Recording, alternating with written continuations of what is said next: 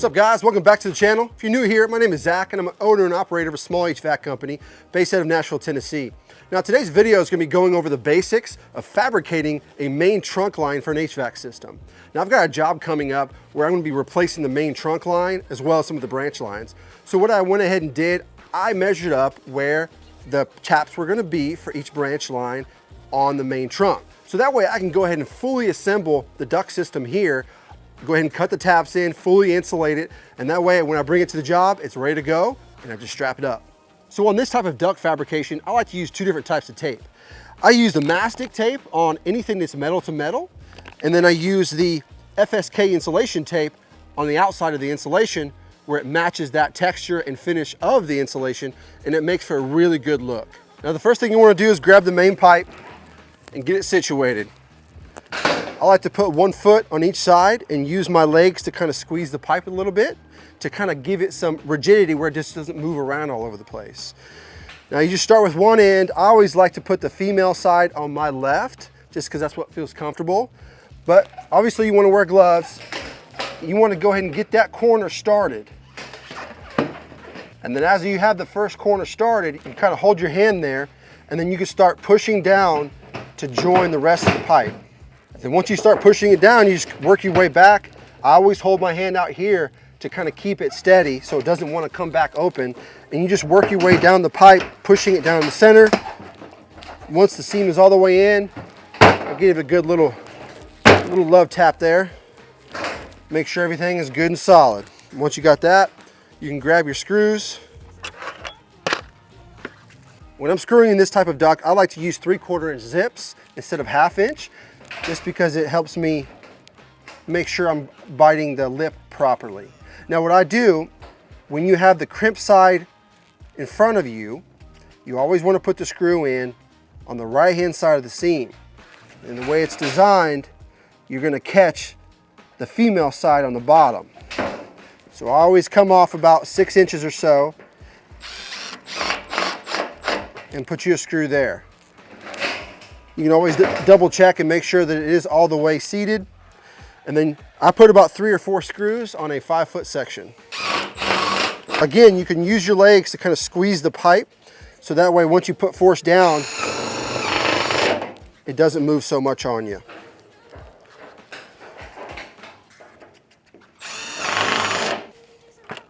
So once you've got all your screws in place and you know everything is good and secure, you can go ahead and start adding on any reducers or whatever you need to put on. So that's what I'm gonna grab next, is grab my reducer, get that crimped first, and then go ahead and put it on and get that secured with a couple screws as well. All right, so the proper way to use these crimpers, you've got a 3-blade on one side and a 2-blade on the other.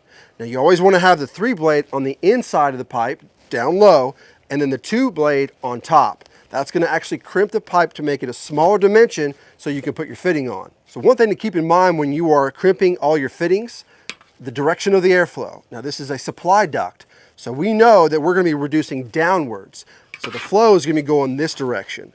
So this needs to stay the way it is, and this gets crimped. So that way the 12-inch duct can slide over this. And that way you don't have any kind of air turbulence because your fittings are not crimped the right way.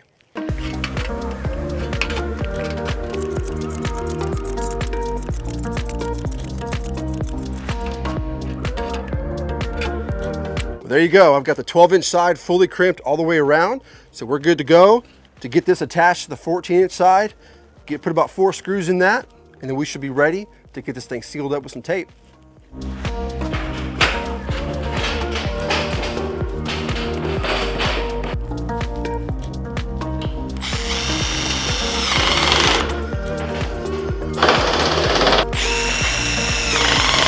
And if you can, while you're putting the screws in, look down in there and make sure that the backside metal is actually getting pinched all the way tight and it's not just being pushed out. Because sometimes it could feel like you're all the way tight, but in reality it's still pushed out. So just a little tip there.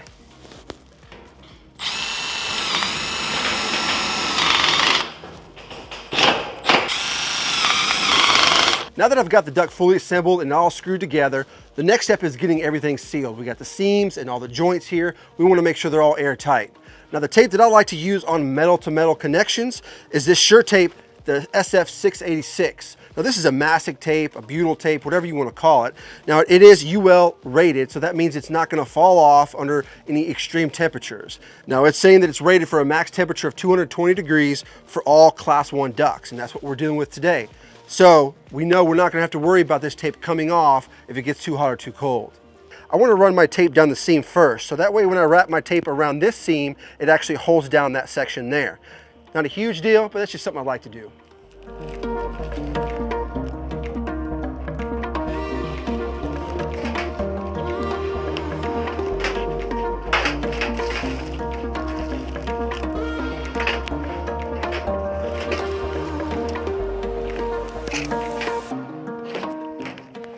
Now with no matter what tape you're using, I really recommend getting one of these squeegees to apply the tape onto the material properly. You get a good adhesion that way.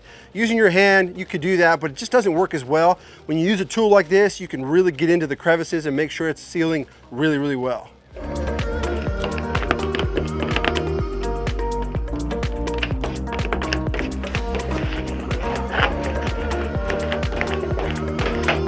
All right, now I can go ahead and get this sealed up, and I should be ready to cut my holes for the taps. On this particular fitting, you have 1, 2, 3 seams that you want to seal. Now these are basically crimped on from the factory, these two here. Now those can be a weak point, and this tape will give it some good strength. So I always like to make sure I tape all of those as well for strength and for tightness.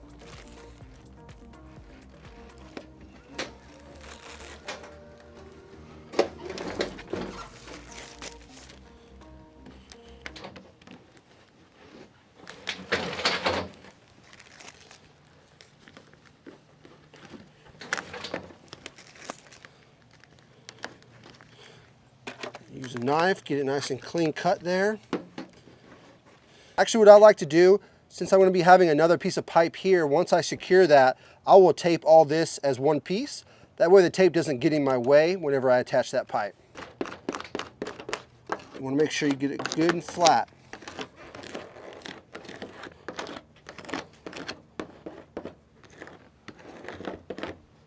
So as you can see, using this squeegee, I was able to get it nice and tight and snug against the metal.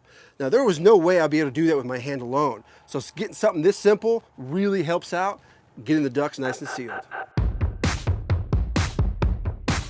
All right, now that I've got the duct completely sealed properly, the next step is measuring out where my taps are going to be and go ahead and get the holes cut, and that'll get me ready for the next step, which is insulating. All right, so when I'm measuring out my taps on where I want them, I always want to make sure that the seam of the pipe is either going to be on the top or the bottom, depending on the orientation of when it's installed.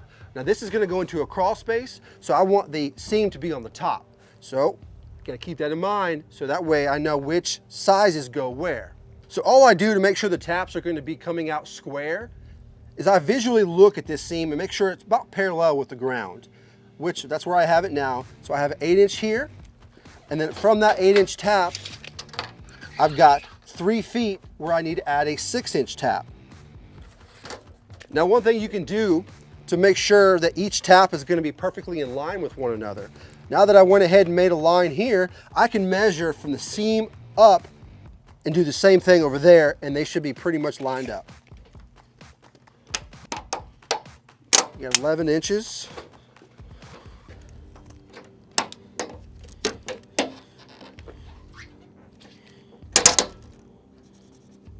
There we go.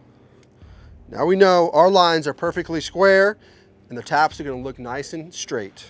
Now another tip that you can use, if you have a chalk line, you can go ahead and pop a chalk line all the way across that duct and make sure they're perfectly lined up, and all your taps will be perfectly square. Now that I've got my taps marked out on this side, I'm going to take that 11-inch measurement and do it to the same side over here. That way I know everything is going to line up perfectly on this side. So we are 12 inches from the end. Give me a crosshair there. And this last one is 3 feet center from that tap there. So I've got 36 inches.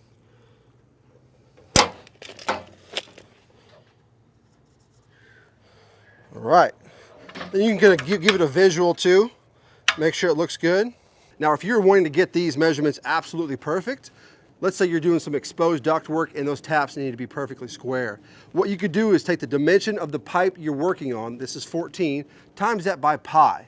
Hey Siri, what's 14 times pi? 14 times 3.1415 is about 43.9822. So basically that's 44 inches.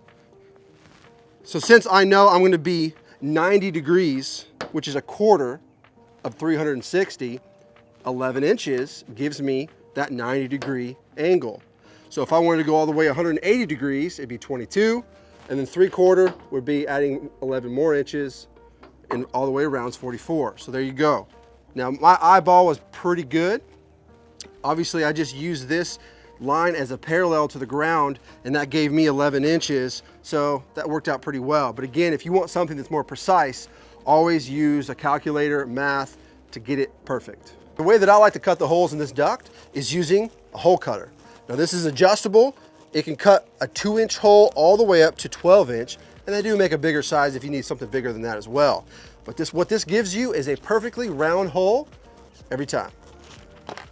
So this just simply goes into your drill, tighten it up, and you can use either a flathead or a crescent wrench to adjust for what size you have.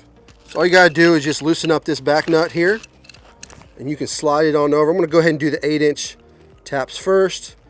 So slide it on over to the 8 mark and tighten it down.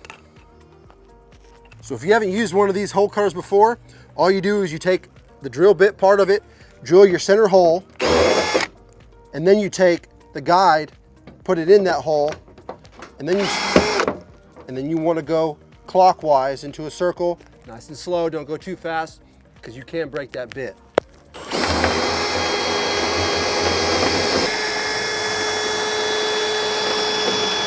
All right, since I've got it already on the 8, go ahead and roll it over and do the other side.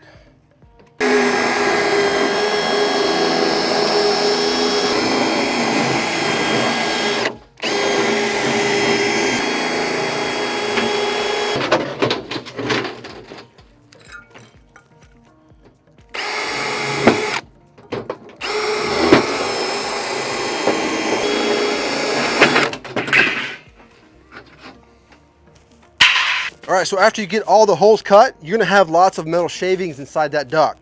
So this is a good time to go ahead and take it and shake it out. All right, this duct is now ready to be insulated, but that's gonna complete part 1 of this HVAC ductwork fabrication series. I wanna go into multiple episodes where I can show detail from start to finish on this duct system. Now make sure you stay tuned for the future episodes. If you guys like what I'm doing, hit that thumbs up, subscribe to the channel if you haven't already. Until next time, see you guys later.